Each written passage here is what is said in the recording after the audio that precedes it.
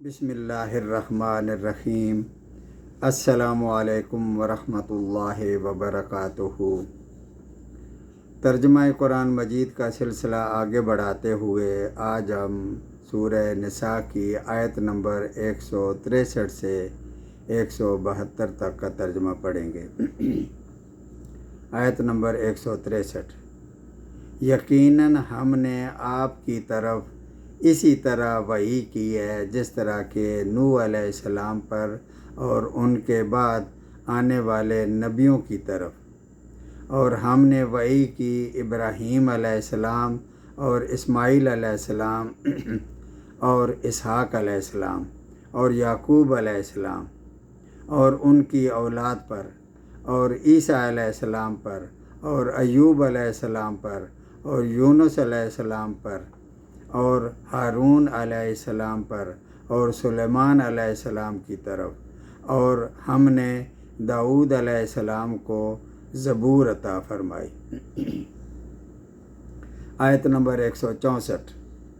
اور آپ صلی اللہ علیہ وآلہ وسلم سے پہلے کے بہت سے رسولوں کے واقعات ہم نے آپ سے بیان کیے ہیں، اور بہت سے رسولوں کے واقعات بیان نہیں بھی کیے، اور موسیٰ علیہ السلام سے اللہ تعالیٰ نے صاف طور پر کلام بھی کیا۔ آیت نمبر 165۔ ہم نے انہیں رسول بنایا ہے جو خوشخبریاں سنانے والے اور آگاہ کرنے والے اور خبردار کرنے والے ہیں، تاکہ لوگوں کی اللہ تعالیٰ پر رسولوں کے بھیجنے کے بعد کوئی حجت باقی نہ رہ جائے، اور اللہ تعالیٰ بڑا غالب اور بڑی حکمت والا ہے۔ آیت نمبر 166۔ جو کچھ آپ کی طرف اتارا ہے اس پر خود اللہ تعالیٰ گواہی دیتا ہے، اور اس نے اپنے علم سے اتارا ہے، اور اس پر فرشتے بھی گواہی دیتے ہیں، اور اللہ تعالیٰ اکیلا ہی بطور گواہ کافی ہے۔ آیت نمبر 167۔ حضور صلی اللہ علیہ وآلہ وسلم کے آنے کے بعد بھی جن لوگوں نے کفر کیا اور اللہ تعالیٰ کی راہ سے خود بھی رکے اور اوروں کو بھی روکتے رہے، وہ یقیناً گمراہی میں بہت دور نکل گئے۔ آیت نمبر 168۔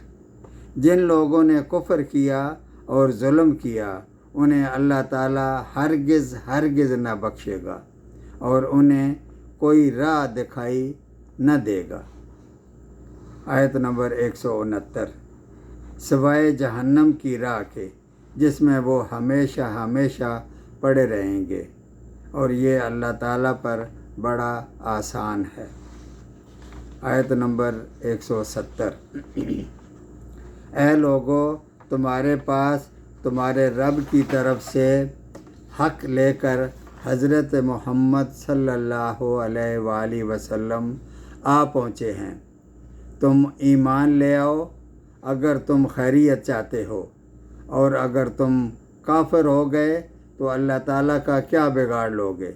سب کچھ اللہ ہی کا ہے جو کچھ آسمانوں اور زمین میں ہے، اور اللہ تعالیٰ دانا ہے، حکمت والا ہے۔ آیت نمبر 171۔ اے اہل کتاب، اپنے دین کے بارے میں حد سے نہ گزر جاؤ، اور اللہ تعالیٰ پر سوائے حق کے جھوٹ مت باندھو کہ جھوٹی بات کو اللہ تعالیٰ کے ساتھ منسوب کرو کہ اللہ نے کہا ہے، اور حضرت عیسیٰ ابن مریم تو صرف اللہ تعالیٰ کے رسول ہیں اور اس کے کلمہ کن سے پیدا شدہ ہیں، جسے مریم علیہ السلام کی طرف ڈال دیا تھا، یعنی ماں کا حصہ مکمل ہے، صرف باپ کی طرف والا حصہ اس کلمہ سے پر کیا ہے، اور اس کے پاس کی روح ہے۔ اس لیے تم اللہ تعالیٰ کو اور اس کے سب رسولوں کو مانو، اور نہ کہو کہ اللہ تین ہیں۔ اس سے باز آ جاؤ، اسی میں تمہارے لیے بہتری ہے۔ اللہ تعالیٰ ایک ہے اور صرف وہی عبادت کے لائق ہے، اور اس سے پاک ہے کہ اس کی کوئی اولاد ہو۔ سب اسی کے لیے ہے، جو کچھ آسمانوں میں ہے اور جو کچھ زمین میں ہے، اور اللہ تعالیٰ کافی ہے کام بنانے والا۔ آیت نمبر 172۔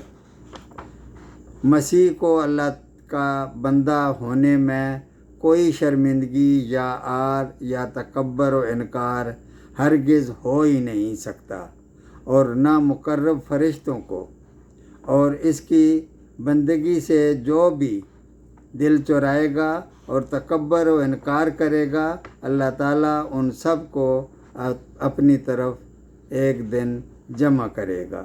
صدق اللہ العظیم۔